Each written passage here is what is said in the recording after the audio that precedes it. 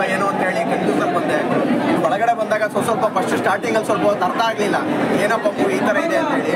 ಹೋಗ್ತಾ ಹೋಗ್ತಾ ಒಂದು ತುಂಬ ಚೆನ್ನಾಗಿ ಮೂವಿ ಆ್ಯಕ್ಟಿಂಗ್ ಮಾಡಿದ್ದಾರೆ. ಅದ್ರಲ್ಲಿ ನಮ್ಮ ಶಿವಣ್ಣನ ಎಂಟ್ರಿ ಒಂದು ತುಂಬ ಕ್ಲಾಸ್ ಆಗಿದೆ. ಎಲ್ಲರೂ ಬಂದು ನೋಡಿ, ಯಕ್ಷಗಾನ ಅಂತ ಹೇಳ್ಬಿಟ್ಟು ತೋರಿಸಿದ್ದಾರೆ ಅಂತೇಳಿ ಯಾರು ಡಿಲೇ ಮಾಡೋಕೆ ಹೋಗ್ಬೇಡಿ, ಅಸಡ್ಡೆ ಮಾಡಬೇಡಿ, ದಯಮಾಡಿ ಎಲ್ಲರೂ ಬಂದು ನೋಡಿ. ಮೂವಿ ಮಾತ್ರ ಸೂಪರ್ ಆಗಿದೆ. 100 ಡೇಸ್ ನೋಡಲಿ ಅಂತ ನಾನು ಕೇಳ್ಬೇಕು.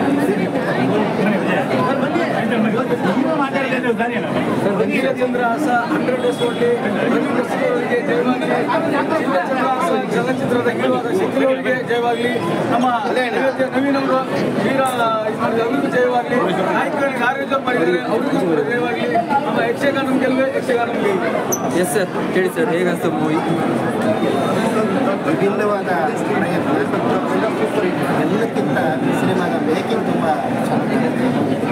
ಯಕ್ಷಗಾನ ಕಲಾವಿದರಿಗೆ ಅಭಿನಯ ಮತ್ತು ಅವರ ಅಭಿವ್ಯಕ್ತಿಯನ್ನು ಅವರಿಗೆ ಹೇಳಿಕೊಡಬೇಕಾಗಿಲ್ಲ. ಪ್ರತಿಯೊಬ್ಬರು ಮುಖ್ಯಮಂತ್ರಿಯಾಗಲಿ, ವೀರಚಂದ್ರಾಸನ ಪಾತ್ರದಲ್ಲಿ ಸಂದೀಪ್ ಶೆಟ್ಟಿಯವರಾಗಲಿ, ಸಮರ್ಥನ ಪಾತ್ರದಲ್ಲಿ ಭಾಳ ಕಡಿಮೆ ಒಳ್ಳೆಯ ಚಾಪನ್ನು ತೋರಿಸಿದ್ದಾರೆ.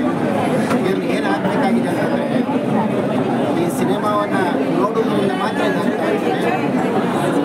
ಜನಮಾನಸದಲ್ಲಿ ಇರುವಂಥ ಒಂದು ಸಿನಿಮಾ ಆಗಿ ಇತಿಹಾಸದಲ್ಲಿ ಹೊಸ ಇತಿಹಾಸವನ್ನು ಪ್ರತಿಯೊಬ್ಬರು ಈ ಸಿನಿಮಾವನ್ನು ನೋಡಬೇಕು. ಆ ಮೂಲಕ ಯಕ್ಷಗಾನ ಕಲೆಯನ್ನು ಬೆಳೆಸಬೇಕು. ಇನ್ನಷ್ಟು ಈ ರೀತಿ ಸಿನಿಮಾಗಳು ಬರುವಾಗಿದೆ. ಜೊತೆಗೆ ಯಕ್ಷಗಾನ ಮಾಡದೇ ಇರುವಂತಹ ಶಿವಣ್ಣ ಆಗಿರ್ಬೋದು, ತೆಂಗನಗುಡ್ಡಿ ಆಗಿರ್ಬೋದು, ಕಳ್ಳಾರಾಮ್ ಆಗಿರ್ಬೋದು, ಅವರು ಕೂಡ ಇದರಲ್ಲಿ ಒಂದು ಪಾತ್ರಗಳನ್ನ ಮಾಡಿದ್ದಾರೆ. ಅದೇ ರೀತಿ ಒಂದು ಸಿನಿಮಾ ಯಕ್ಷಗಾನ ಬೋರ್ ಆಗುತ್ತೆ ಏನೋ ಅಂತ ಅನಿಸ್ಬಿಟ್ಟು, ಬಟ್ ಕಾಮಿಡಿ ಆಗಿರ್ಬೋದು, ಆ ರಿಯಾಕ್ಷನ್ ಆಗಿರ್ಬೋದು, ಸಿನಿಮಾದ ಹೈಲೈಟ್ ಅವರು ಅವ್ರದ್ದೊಂದು ಆಟದ ವೇಷ ಕಾಣ್ತಿತ್ತು, ಆ ಕ್ಲೋರ್ ಆಗಿದೆ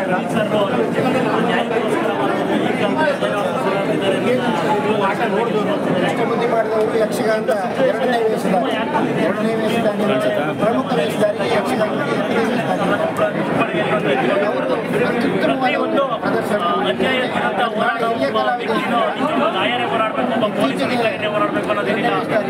ನಾವು ಮಾನವನಾಗಿ ಪ್ರತಿಯೊಬ್ಬರು ಹೋರಾಡುವಂತಹ ಹಕ್ಕಿ ಇರುತ್ತೆ.